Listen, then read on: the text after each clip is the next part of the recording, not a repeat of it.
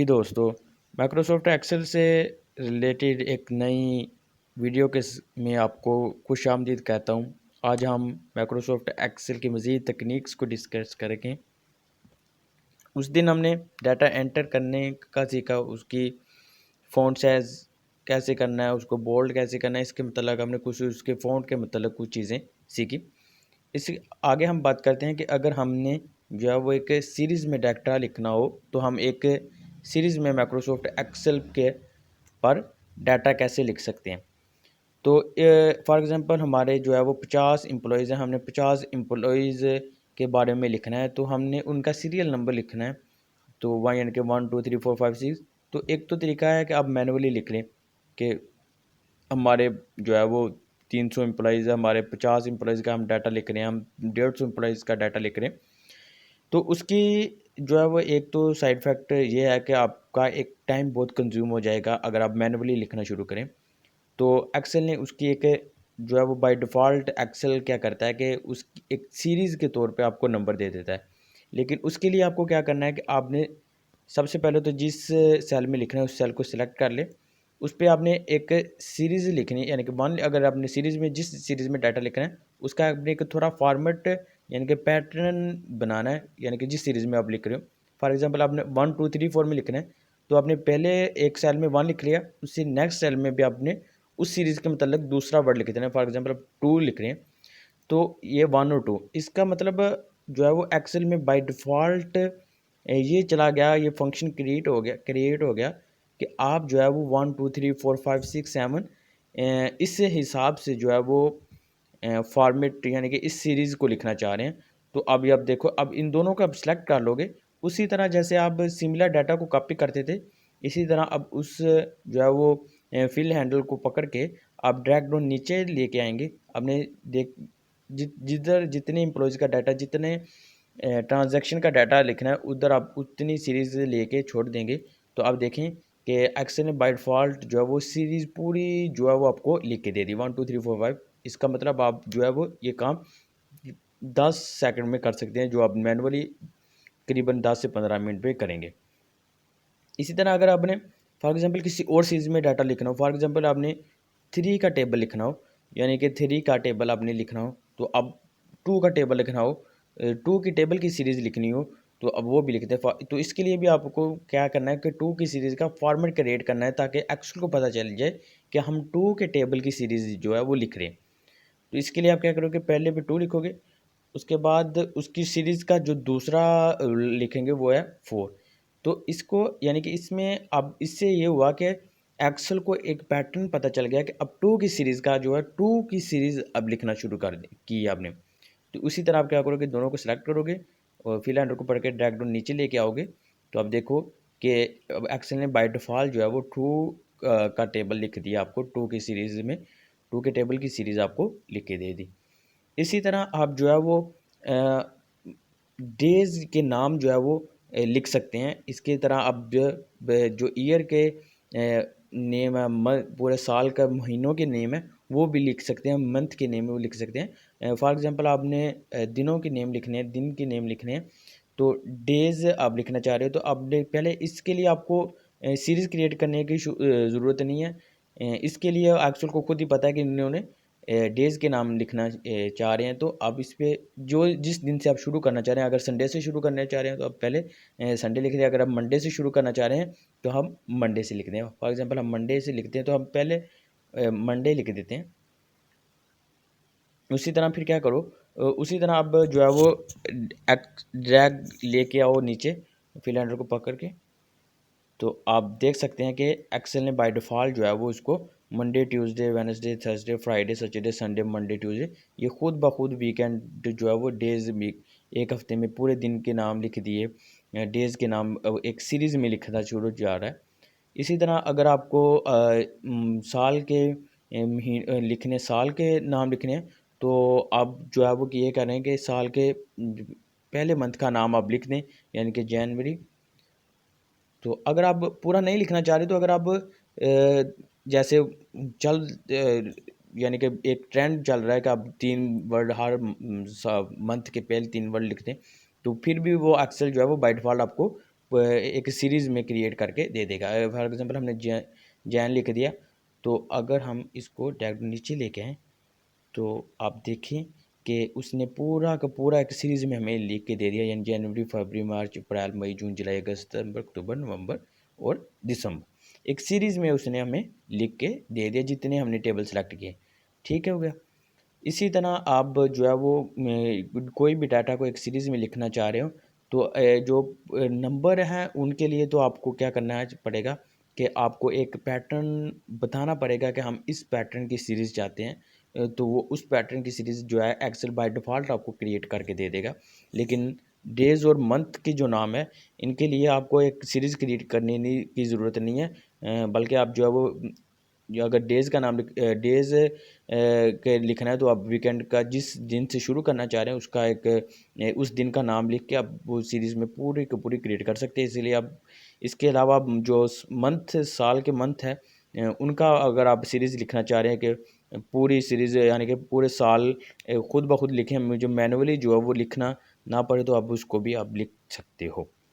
अच्छा जी, उसके बाद जो फ़ंक्शन होता है वो मैं आपको बता रहा हूँ कि होम टैब में हम फ़ॉन्ट का हमने क्लियर कर लिया था आज। उसके बाद अलाइनमेंट का क्लियर करेंगे, लेकिन उससे पहले जो है वो आपको 1-2 चीज़ें मैं बताऊँगा। वो बताऊँगा कि इस सेल के टैब में होम टैब की सब टैब की सेल की टैब जो है उसमें हम इंसर्ट, डिलीट और फॉर्मेट के रिबन को थोड़ा डिस्कस करते हैं। उसके बाद हम अलाइनमेंट पे आएँगे। अच्छा जी, इंसर्ट पे हम पहले डिस्कस करते हैं कि इंसर्ट क्या है? अच्छा जी, इंसर्ट बेसिकली ये होता है कि आपने अगर फॉर एग्ज़ाम्पल ये जो आपने डाटा लिखा हुआ है, एक सीरीज़ लिखी हुई है, तो आप जो है वो कुछ डाटा ऐसा आ गया जो आप भूल गए लिखते हुए।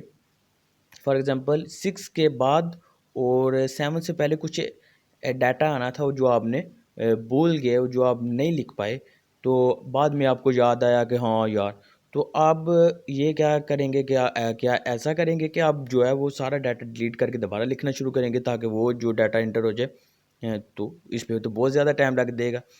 तो इसके लिए एक्सेल ने आपको एक शॉर्टकट फंक्शन दे दिया, उसका इंसर्ट का फंक्शन दे दिया। उसके क्या होगा कि फॉर एग्ज़ाम्पल अगर हम 6 के बाद और 7 से पहले कोई डाटा एंटर करना चाह रहे थे, लेकिन हम भूल गए, तो उसके लिए एक्सेल ने कहा कि आप क्या करें, इंसर्ट टैब पे जाएँ, इंसर्ट टैब पे जाके अब इंसर्ट सेल पे क्रिएट करें, तो एक्सेल आपको खुद ब खुद जो है वो एक सेल क्रिएट करके दे देगा।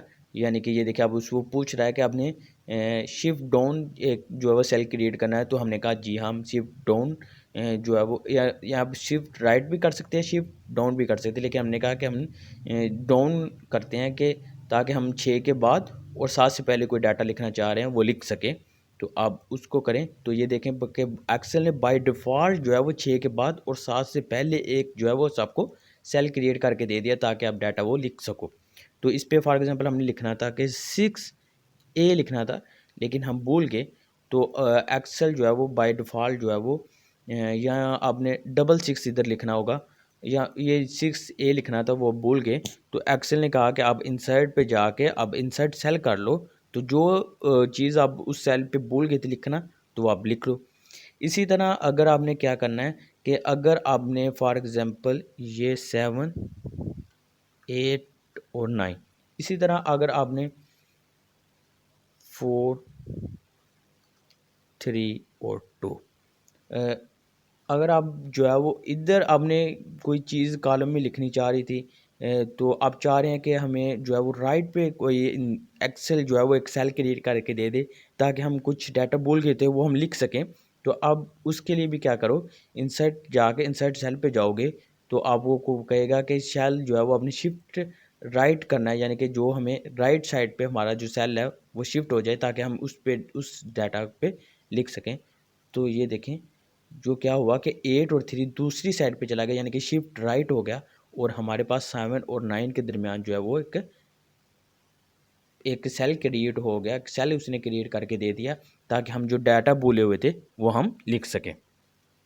इसके बाद जो है वो फॉर एग्ज़ाम्पल अगर आपने पूरा का पूरा कॉलम जो है वो छोड़ दिया, फॉर एग्ज़ाम्पल आपने पूरा का पूरा कॉलम जो है वो एक लिखना था वो भूल गए, तो आपने उस जगह पे आपने कुछ जो तीसरे कॉलम पे डाटा आना था तो वो लिख दिया। तो आप क्या करोगे, या जैसे ये मंडे जो है इधर मैंने एम्प्लॉई के नाम लिखने थे लेकिन मैं दिनों के नाम लिख गया, तो मैं भूल गया कि मैंने पहले एम्प्लॉई के नाम लिखने थे फिर दिनों के नाम लिखने थे। तो एक्सेल ने कहा परेशान होने की ज़रूरत नहीं है, आप इस पूरी जो कॉलम को शिफ्ट करें और यानी कि सिलेक्ट कर लें, इस ऊपर जाके इस एफ को इस क्लिक करो, ये पूरा सिलेक्ट हो गया। उसके बाद उसने कहा कि अब इंसर्ट पे जाके इंसर्ट कॉलम का मैंने ऑप्शन दिया हुआ है, इंसर्ट कॉलम के ऑप्शन पे आप क्लिक करो तो मैं खुद ब खुद आपको जो है वो कॉलम ये क्रिएट कर दूंगा, ताकि अगर आप नाम नेम का जो इधर भूल गए थे वो आप लिख सको। इसी तरह अगर हमने कहा कि यार हमें ट्यूसडे और थर्सडे और फ्राइडे के दरमियान जो है कि पूरी की पूरी रो पे एक हमने डाटा लिखना था, जो हम भूल गए। तो एक्सेल ने कहा इस पे भी परेशान होने की ज़रूरत नहीं है कि आपने जिस के बाद लिखना था वह क्या करो कि आप उसी पे इंसर्ट पे जाके इंसर्ट रो लिखोगे तो मैं आपको यानी कि ये वेडनेसडे और थर्सडे के दरमियान क्रिएट हो गया। मैं फ्राइडे के दरमियान करना चाह रहा हूँ तो मैं क्या करूँगा, इसको सिलेक्ट करके इंसर्ट पे जाके इंसर्ट रो करूँगा तो ये थर्सडे और फ्राइडे के दरमियान भी क्रिएट हो गया। इसी तरह अगर मैं जो है वो अगर डाटा अगर फॉर एग्ज़ाम्पल लिखना था थर्सडे और फ्राइडे के दरमियान, अभी मैं दूसरे सिनेरियो पे जा रहा हूँ यानी कि डिलीट पे, ये इंसर्ट का सारा मैंने क्लियर कर दिया। उसके बाद अब शीट का रह गया, शीट पे भी बता दूँ कि अगर आपने इधर यानी कि 2 के बाद जो है वो शीट क्रिएट करनी है, यानी कि 3 आ रही है लेकिन आप क्या चाह रहे हैं कि मैं इस पे इस 2 के बाद 4 जो 4th नंबर वाली शीट है वो इंसर्ट कर लूँ। तो एक्सेल ने कहा इसमें भी कोई आपको घबराने की ज़रूरत नहीं है। अब सिंपली इंसर्ट पे जाके इंसर्ट शीट करोगे तो मैं 1 और 1 के बाद फ़ौरन आपको 2 4th शीट दे दूँगा। यानी कि ये 1, 2 और 3 के बाद जो भी सीरीज़ आ रही होगी वो खुद ब खुद इसको क्रिएट करके दे देगा। अच्छा जी, उसके बाद जो है वो उसने कहा अगर हाँ, अब मैं बात कर रहा था कि डिलीट पे, डिलीट के रिबन पे बात कर रहा था कि अगर जो है वो डाटा जो है वो आपने इधर फॉर एग्ज़ाम्पल लिखना था थर्सडे और फ्राइडे के दरमियान आपको एक रो जो है वो आपने छोड़ दी। तो यानी कि दिनों के दरमियान फासला आ गया, तो अब उसको क्या करोगे, एक्शन ने कहा इसमें भी आपको घबराने की ज़रूरत नहीं है। आप पूरा का पूरा अपना डाटा जो लिखा हो उसको ख़राब ना करें। आज सिंपली उस रो को जिस पे आपने डाटा नहीं लिखा उसको क्लिक कर लें। उसके बाद डिलीट पे जाके आप डिलीट शीट रो पे क्लिक करोगे तो मैं खुद ब खुद जो है वो आपको वो दरमियान में जो आपने जो शीट रो छोड़ दी थी उसको मैं खुद ब खुद रिमूव करके आपका थर्सडे और फ्राइडे का जो दरमियान में खला था वो आपको ख़त्म करके आपका साथ एक डाटा क्लियर कर दूंगा। इसी तरह हमने ये वेडनेसडे का किया था, वेडनेसडे पे भी कर लेते हैं। डिलीट जाके डिलीट शीट रो पे करेंगे तो ये उसी वक्त जो है वो हो गया। इस तरह हमने कहा कि यार हमने जो है वो ये 2 और मंडे इसको हमने साथ लिखना था 2 के फ़ौरन बाद, लेकिन जो ये एफ़ कॉलम है ये हमसे गलती से भूल गया, हमने इस पे कोई डाटा नहीं लिखा। तो एक्सेल ने कहा इस पे भी कोई बात परेशान होने की ज़रूरत नहीं है। आप सिंपली इसको सेलेक्ट करके डिलीट पे जाओगे तो डिलीट पे डिलीट शीट कॉलम का लफ्ज़ आ रहा है। तो क्या करो, डिलीट शीट कॉलम पे क्लिक करोगे तो आपको मैं जो आपने एफ भूल गया जी का जो सारा डाटा मैं एफ पे ऑटोमेटिकली जो है आपको ट्रांसफ़र शिफ्ट करके दे दूंगा, ताकि आपका जो डाटा वो ब्यूटीफुल लगना शुरू हो जाए, यानी कि आप जिस तरह लिखना चाह रहे थे उसी तरह हो जाए। अच्छा जी, तीसरी चीज़ वो हमने क्या किया था 1 और 4 के दरमियान जो है वो 1 और 2 के दरमियान 4th शीट हमारे से ऐड हो गई थी। तो उसने एक्सेल ने इसके लिए भी क्या किया कि आप इसको डिलीट शीट भी कर सकते हो। अब देखें, अब 1 2 3 4 वो इसी तरह आ गई, लेकिन 4th वो हमने इधर से डिलीट कर ली। इसी तरह आप जो है वो सेल को भी यानी कि 6 सेल की हमें कोई 6 ए की कोई ज़रूरत नहीं पड़ी, तो हम इसको दोबारा भी रिमूव कर सकते हैं जाके। वो इसके लिए आप क्या करोगे कि डिलीट पे जाके डिलीट सेल करोगे तो ये देखें शिफ्ट उसने पूछा कि शिफ्ट पहले पूछ रहा था कि शिफ्ट डाउन और शिफ्ट राइट, लेकिन अब पूरा शिफ्ट सेल लेफ्ट और शिफ्ट अप, हमने कहा शिफ्ट हम अप करेंगे। तो ये देखें फिर उसने 6 ए को गैप करके 6 7 8 9 10 आपको दे दिया। अच्छा जी, ये तो दो चीज़ें होगी, इंसर्ट सेल करना कैसे करना है, इंसर्ट कॉलम कैसे करना है, इंसर्ट रो कैसे करनी है। इसके बाद आपने डिलीट रो कैसे करनी है, डिलीट कॉलम कैसे करना है, तो वो आपको मैंने सिखा दिया। उसके बाद हमने फॉर्मेट पे चलते हैं, फॉर्मेट के रिबन पे चलते हैं। फॉर्मेट का रिबन क्या फंक्शन हमें बता रहा है। फॉर्मेट का रिबन ये होता है कि अगर फॉर एग्जांपल हम मंथ के दिनों के नाम देखें तो ये जो हमें वेडनेसडे का दिन है, ये आपको आप देख सकते हैं कि ये एफ़ और जी दोनों कॉलम में आपको मर्ज होता हुआ नज़र आ रहा है। ठीक हो गया। तो आपने इसको जो है वो एडजस्ट करना है कि यार ये जो है वो आपस में मर्ज होता हुआ नज़र आ रहा है। ये देखिए आपको ऐसा लग रहा है कि जैसे ये वेडनेसडे जो है एफ और जी दोनों कॉलम में लिखा हुआ है, लेकिन ये ऐसा नहीं है। ये बाय डिफ़ॉल्ट जो है वो लिखा तो एफ में हुआ है, लेकिन उसका जो साइज़ बड़ा था, यानी कि टेक्स्ट का साइज़ बड़ा था, लेकिन इसलिए वो सेलर खुद उसको एडजस्ट नहीं कर पाया। तो उसके लिए उसने कहा कि कोई ज़रूरत नहीं है आपको घबराने की, आप फॉर्मेट टैब पे आएँ तो आप देख सकेंगे कि कॉलम की विड्थ का मैंने कॉलम की विड्थ पे जाके ये जो बाय डिफ़ॉल्ट जो है कॉलम की विड्थ ये 8.43 बाय डिफ़ॉल्ट ये सब कॉलम की विड्थ जो है वो 8.43 है। तो उसने कहा कि आप इस पे जाके इस कॉलम को सिलेक्ट करो और उस सेल को सिलेक्ट करो जिसका आपने फॉर्मेट चेंज करना है, और जाके कॉलम की विड्थ को थोड़ा इंक्रीज़ कर लो जिस हिसाब से आपका टेक्स्ट एडजस्ट होगा। फॉर एग्ज़ाम्पल हम इसको 1143 पे लेके जाते हैं, देखते हैं कि हमारा एडजस्ट हो गया। ये देखें कि अब आपको जो है एफ़ और जी कॉलम वेडनेसडे का टैक्स आपको एफ़ और जी कॉलम में मर्ज होता नज़र नहीं आ रहा, क्योंकि हमने उसकी विड्थ जो है वो थोड़ी बढ़ा दी उस कॉलम की, ताकि वो हमारा जो टैक्स है वो एडजस्ट हो जाए। इसी तरह अब जो है वो रो की हाइट भी इंक्रीज़ कर सकते हो। बाय डिफ़ॉल्ट जो रो की जितनी भी रोज़ हैं उनकी सेल की जो हाइट है वो 15 पे है, लेकिन आप इसको इंक्रीज़ या डिक्रीज़ कर सकते हो। ये तो हो गया। अब इस रिबन पे आके इस जो है वो इसको आप एडजस्ट करो, लेकिन जो है वो आप जो है इसको मैनुअली भी कर सकते हो। फॉर एग्जांपल आप जो है वो जिस रो या कॉलम का साइज़ इंक्रीज़ करना चाह रहे हैं या डिक्रीज़ करना चाह रहे हैं उस पे आएँ, उसको क्लिक करें और इसके बिल्कुल आप राइट साइड पे आएँगे, इस साइड पे, तो आप देखेंगे कि इधर ऐसा आपको जो है वो हैंडल नज़र आना शुरू हो जाएगा। अब इस हैंडल को पकड़ करके अब अगर आपने इसकी विड्थ कम करनी है तो आप कम कर सकते हो। ये देखें, अगर आपने एफ कॉलम बिल्कुल छोटा हो गया, अगर आप इसने आपको अपने टेक्स्ट के मुताबिक इसको इंक्रीज़ करनी है या इसको अपने टेक्स्ट के मुताबिक एडजस्ट कर सकते हो इस कॉलम को। ये देखें, अब इसको अपने कॉलम के मुताबिक जो है वो एडजस्ट कर सकते हैं। इसी तरह आप जो है वो रो को भी एडजस्ट कर सकते हैं अपने टेक्स्ट के मुताबिक, अपनी टेक्स्ट की हाइट के मुताबिक आप इसको भी रो को भी मैनुअली जाके भी आप एडजस्ट कर सकते हो। लेकिन उसके पास आप रिबन भी आपके पास मौजूद है, आप रिबन से भी कर सकते हो, आप मैनुअली भी कर सकते हो। अच्छा जी, जो अब अलाइनमेंट है इसमें सबसे पहले जो है वो जो हम डिस्कस करने वाले हैं वो इस फॉर्मेट के मतलब है, यानी कि आपको फॉर्मेट से ही पता चलेगा कि इन अलाइनमेंट का जो है वो टेक्स्ट अलाइनमेंट का जो आपको अफेक्ट होता हुआ नज़र आ रहा है। फॉर एग्जांपल इधर हम डाटा लिख देते हैं, थोड़ा इधर हम लिखते हैं टॉप।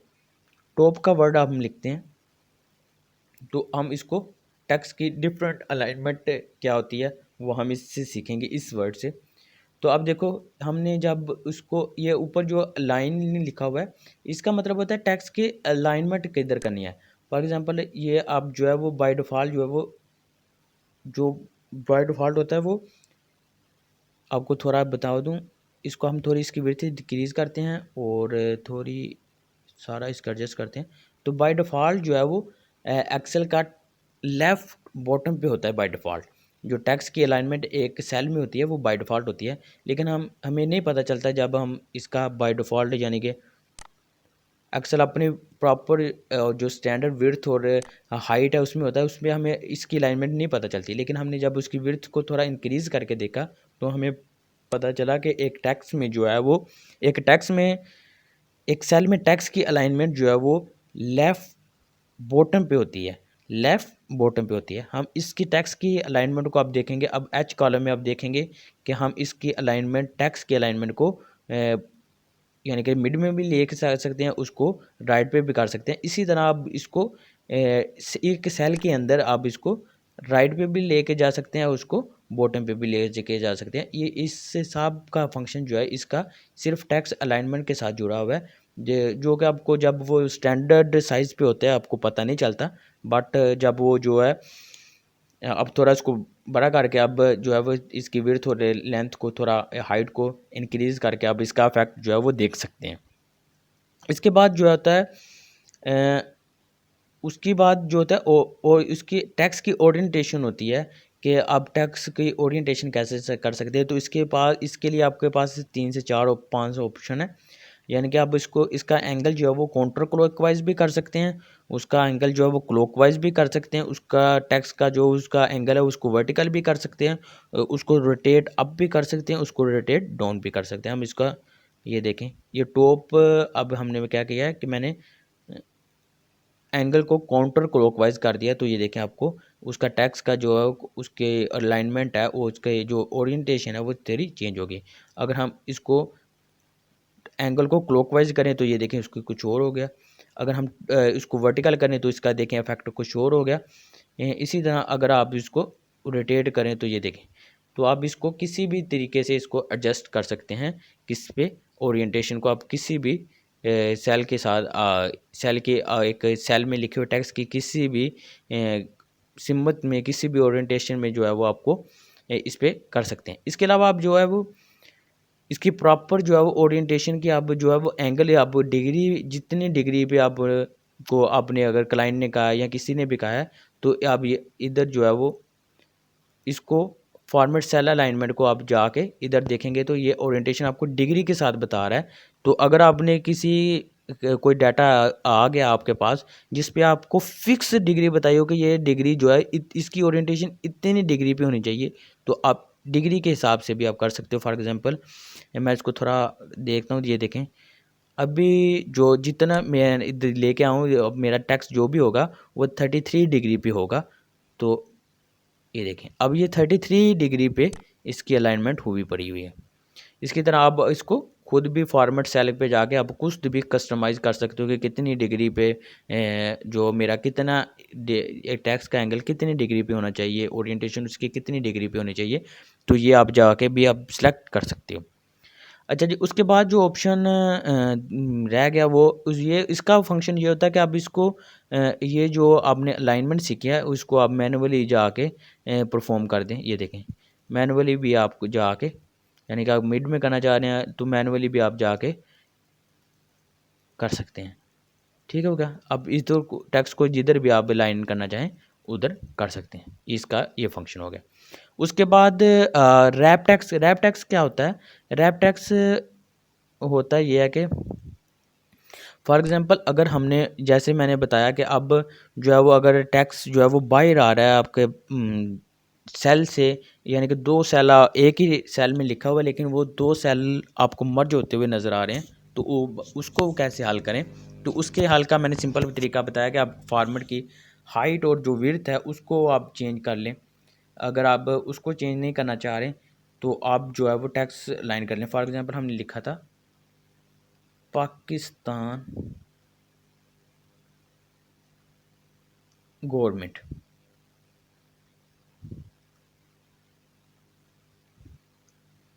तो आप देखो कि ये जे और के कॉलम में जो है वो आपस में आपको मर्ज होता हुआ नज़र आ रहा है।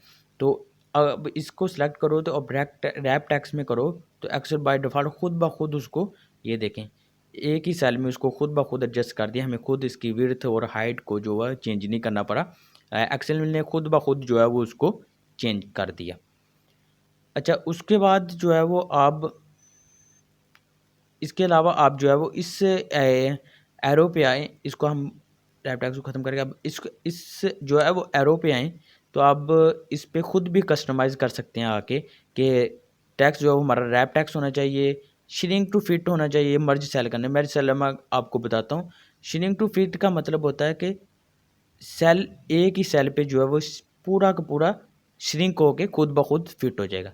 तो हमने इसको सिलेक्ट करके ओके करूँगा तो आप देख सकते हो कि एक्सेल ने बाय डिफ़ॉल्ट खुद ब खुद सारे के सारा जो है वो टेक्स्ट को उसको खुद ब खुद एडजस्ट करके उसकी सारी एडजस्टमेंट करके एक ही सेल में उसको जैसे भी उसकी विड्थ और हाइट टेक्स्ट की करनी थी उसने वो करके हमें उसने एक ही सेल में उसका एडजस्टमेंट दे दी।